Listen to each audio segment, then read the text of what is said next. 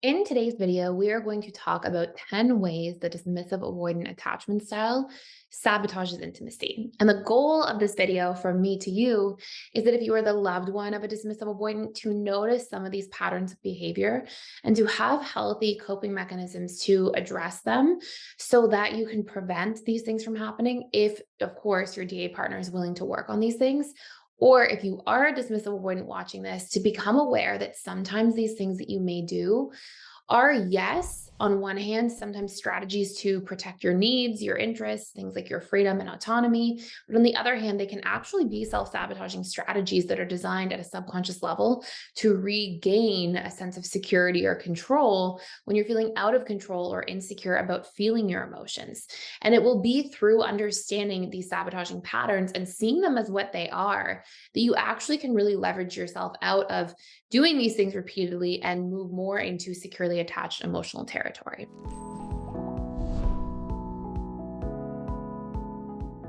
So, first and foremost, one of the big things dismissive avoidance will do is it will keep emotional distance from their partner. And what I mean by this is as you progress in a relationship, it's very normal and it's actually very healthy to slowly, as trust is being built more and more, share more vulnerable things, open up about your feelings, share what's on your mind or on your heart. And I find that dismissive avoidance actually feel like their relationship to this is almost that if I do this, I'm giving myself away. I'm giving my sense of self away. I'm going to share myself and then it's going to be used against me later or hung over my head later is a common thing dismissive avoidance will say. And the reality is it's actually something that's going to cause conflict in the relationship because it's in the progression of a relationship, individuals that you're relating to are ultimately going to expect you to open up and share a little bit more about yourself or share your feelings.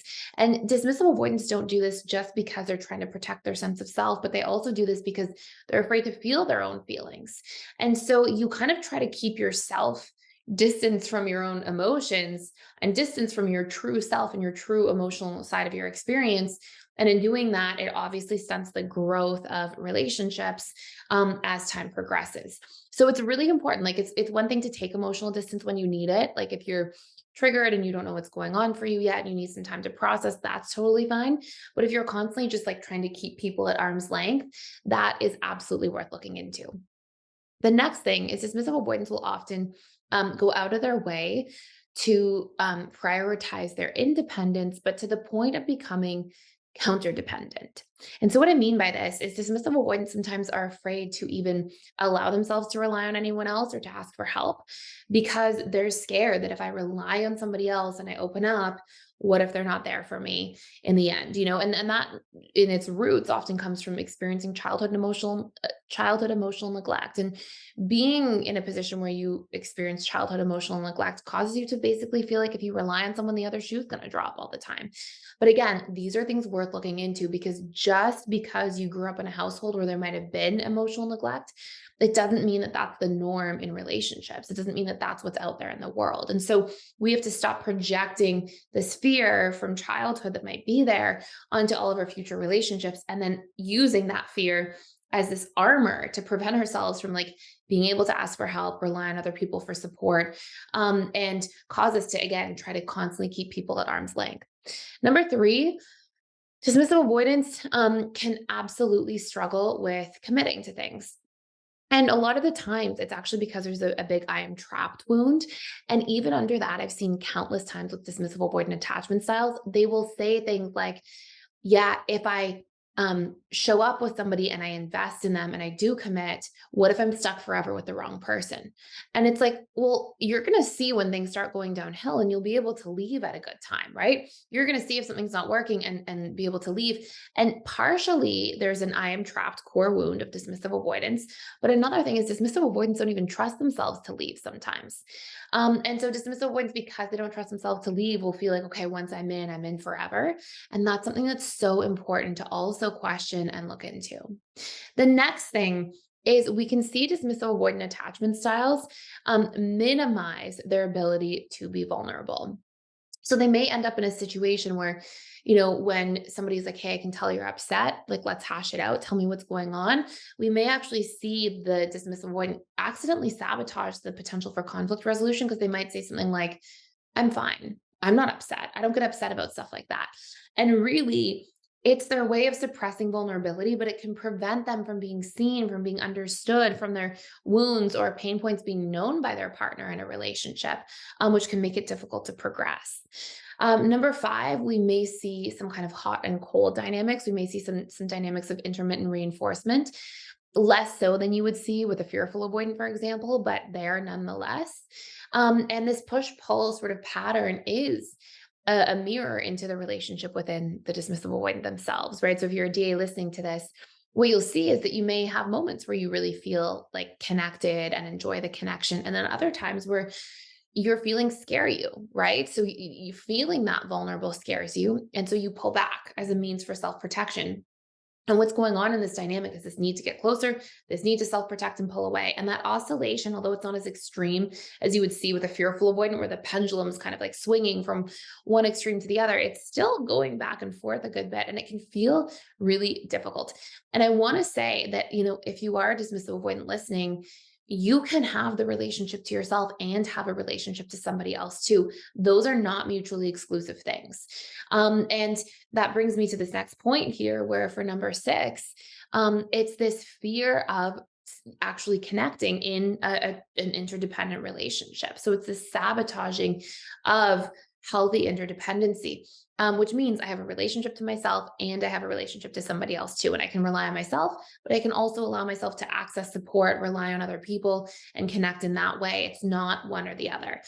And so if you are a dismissive avoidant and you're like really struggling with that piece in particular, or if you're the loved one of a DA trying to sort of work through some of these things, a great course to check out, and you can check it out for free for 14 days. We're going to be running a 14-day promotion where you can actually access all of the different courses at PDS and all of the daily support groups, live events, webinars with me, all that kind of stuff.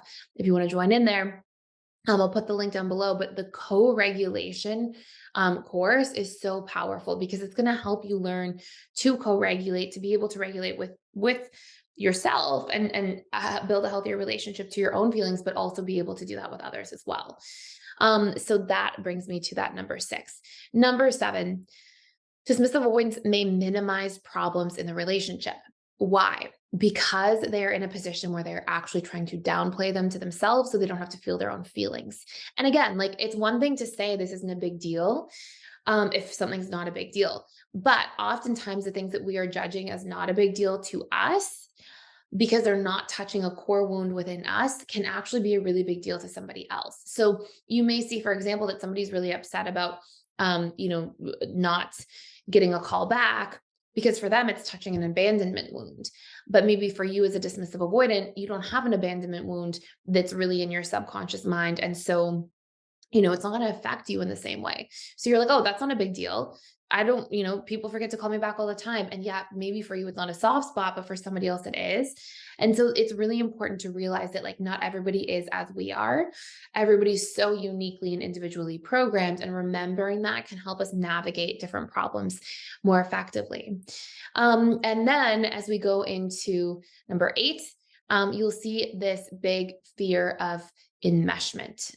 So dismissive avoidants may be in a position where they fear like fusing their emotions with other people. They fear taking on their partner's emotions to a certain degree because they actually don't trust themselves to set boundaries. So the really interesting point here is that dismissive avoidant attachment styles are really good at setting these huge boundaries, like these kind of all or nothing boundaries, but they actually really struggle to set small boundaries to say like, hey, let's say, for example, just a really easy example as an analogy would be you have a date with a dismissive avoidant, or you are the DA going on a date and you're tired. Let's say you're the DA and you're going on the date, you're exhausted.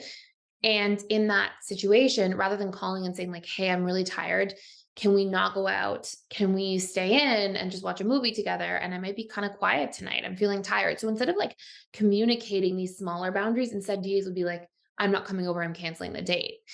And, what that's actually speaking to is how hard it is to set smaller boundaries within things. And that's very valuable to be able to do in relationships. And then this brings me to the last two. Number nine, this kind of quick exit that dismissive avoidance will do.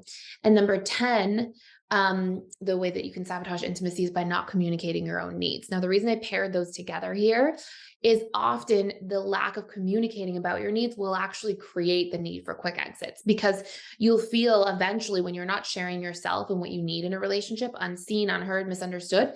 And D's will start to flaw find from this. We can sort of put flaw finding as its own thing here too. But you'll flaw find, because what's actually happening is we look for flaws in the spaces and places that we're not communicating our needs, because we can't understand and conceive of how somebody we love and care about isn't meeting our needs. So we judge them for it, AKA flaw find.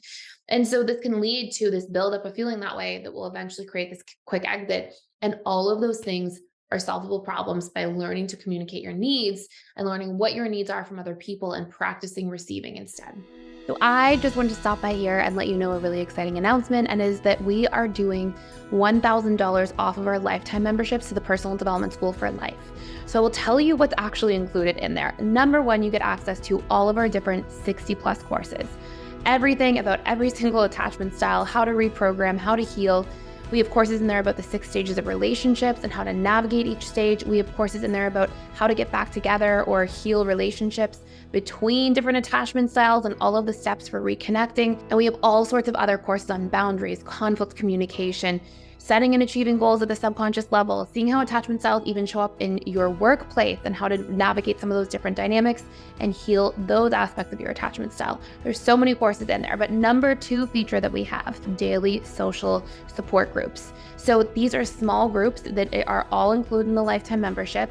And we do daily events, sometimes even twice a day, where there will be, 10 people or so led by a trained counselor, coach, or facilitator. And you can actually join in there and practice some of the different tools with other members. It's a great place to build relationships, connect with like-minded people, and to really fast track your learning and have that extra support all the time. And number three, we have daily webinars Monday through Saturday. I do 3 of those webinars every single week. That's a time to come in, ask me your questions. You can come in on camera and we can chat. You can come in off camera and just post them in the chat, whatever you're most comfortable doing. And we have other amazing counselors, coaches, facilitators who also lead other webinars. And again, those are slightly larger groups of people, but it's a great opportunity to connect with like-minded learners who also care about the same things: emotional connection, relationships, and personal growth. So I hope you check it out. We also have all these different discussion forums in there. We have a Facebook group so you can connect with each other there as well. And there's a tremendous amount of community support in an ongoing way at PDS. So I would love to see you on the other side. I hope you join me. And now we'll go back to the video. So that's it for today. 10 major things that DAs may do to sabotage intimacy. I will definitely do ones about other attachment styles. If you want to see more content like this, click the thumbs up button down below. Consider subscribing to this channel. And let me know any particular videos you want to see in the comments below as well. And I'd love to create them. And thank you for stopping by. Thank you for being here. And I'm excited to see you in our future videos.